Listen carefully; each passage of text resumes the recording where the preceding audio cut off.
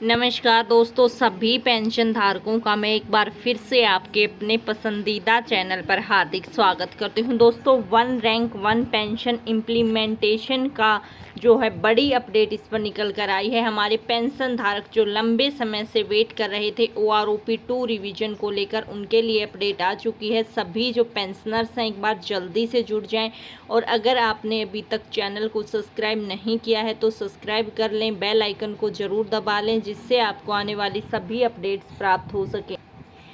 Pension revision को लेकर हमारे पेंशन धारक पेंशनर संगठन अलर्ट हो चुके हैं। आप सभी जानते हैं कि एक लीगल नोटिस जो हमारे department of ex serviceman welfare के द्वारा जो है भेजा गया था एक्स सर्विसमैन वेलफेयर के सेक्रेटरी को, जिसमें साफ तौर से जवाब मांगा गया था आखिर क्यों पेंशन धारकों की पेंशन रिवीजन का जो जजमेंट आया था उस पर इम्प्लीमेंटेशन नहीं किया जा रहा है।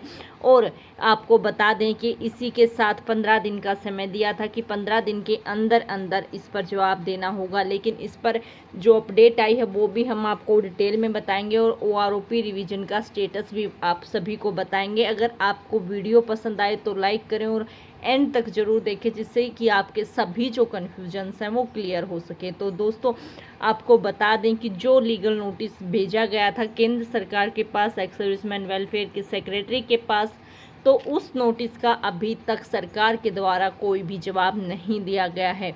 उस पर कोई भी टिप्पणी सरकार की नहीं की गई है। और सरकार ने अगर OROP 2 रिवीजन के स्टेटस की अगर हम बात करते हैं तो इस पर चुप्पी ज़रूर तोड़ी है। इस पर जो अपडेट आई है सरकार की तरफ से, सरकार ने साफ तौर पर कह दिया है कि जो पेंशन रिवीजन की प्रक्रिया है वो अंडर प्रोसेस है। हालांकि इस बात पर कोई भी उन्होंने टिप्पणी नहीं की कि कितना समय लगेगा इसमें, या फिर कितनी प्रोसेस हो चुकी है, कितनी बाकी है, इसके बारे में कोई डिटेल जानकारी नहीं दी गई।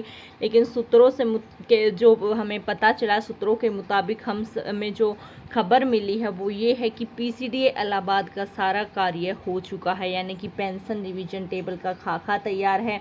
सारी डिटेल्स, हमारे पेंशनर्स की लिस्ट, किसे किसे OROP 2 का लाभ मिलना है, सारी जो कार्य हैं वो कर लिए गए हैं। और अब मामला भेज दिया गया है वित्त मंत्रालय के पास। फाइनेंस मिनिस्टर जो है, हमारा फाइनेंस डिपार्टमेंट है, उसके पास ये भेज दिया गया, क्योंकि एक बार जब पेंशन रिवीजन टेबल पब्लिश हो जाएगी उसके बाद हमारे पेंशन धारकों का पेंशन और एरियर भुगतान जो क्रेडिट किया जाना है वो होगा फाइनेंस डिपार्टमेंट के अंतर्गत, यानी कि PCDA का कार्य अब हो चुका है। और अब कार्य जो बचा है वो है हमारे फाइनेंस डिपार्टमेंट का कार्य बचा है, जो हमारे पेंशन धारकों की जैसे ही pension revision table officially publish की जाती है उसके तुरंत बाद ही यहाँ पर जो हमारे पेंशन धारक हैं उनके खातों में पैसा आ जाएगा। और अब बहुत ही बड़ा और अहम सवाल कि आखिर ऐसा कब होगा। तो आपको बता दें कि टाइम एक्सटेंशन की एप्लीकेशन जो है डाली गई थी सुप्रीम कोर्ट में,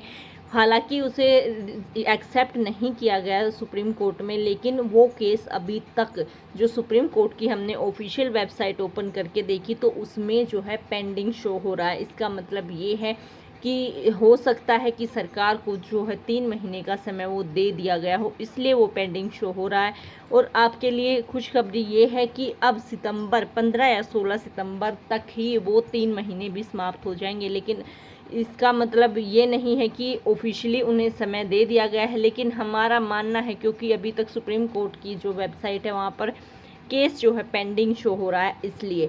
लेकिन अगर समय दिया भी गया हो या ना भी दिया गया हो, दोनों ही अगर हम फिर से अगर इस चीज़ को देखें तो आपकी पेंशन रिवीजन बहुत ही नज़दीक है। यानी कि अब 15 अगर समय दे भी दिया हो तो भी 15 सितंबर से पहले पहले आप सभी पेंशन धारकों की पेंशन रिवाइज होगी। आपके खातों में रिवाइज पेंशन के साथ साथ एरियर का भुगतान किया जाएगा।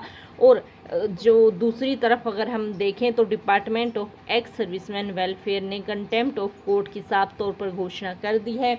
आप सभी ने हमने पीछे जो 1-2 दिन पहले वीडियो बनाई थी उसमें जानकारी आपको दी भी थी कि मेजर जनरल सतबीर सिंह जी ने अपने ऑफिशियल ट्विटर हैंडल अकाउंट पर ये अपडेट दी है कि सितंबर माह के पहले ही सप्ताह में कंटेम्प्ट ऑफ कोर्ट लीगली तरीके से फाइल हो जाएगा और आगे की प्रोसेस भी लीगली तरीके से ही की जाएगी, जो भी आगे इसमें रहेगा। तो दोस्तों ये अपडेट हमारे सभी पेंशनर्स के लिए थी। और भी अगर आपको कोई कन्फ्यूजन है आप कमेंट बॉक्स में पूछ सकते हैं, और अगर आप कंटेम्प्ट ऑफ कोर्ट के समर्थक हैं तो कमेंट बॉक्स में यस जरूर लिखें। तो फिर मिलते हैं दोस्तों नई अपडेट के साथ, तब तक के लिए हमारे सभी पेंशन धारकों को जय हिंद जय भारत।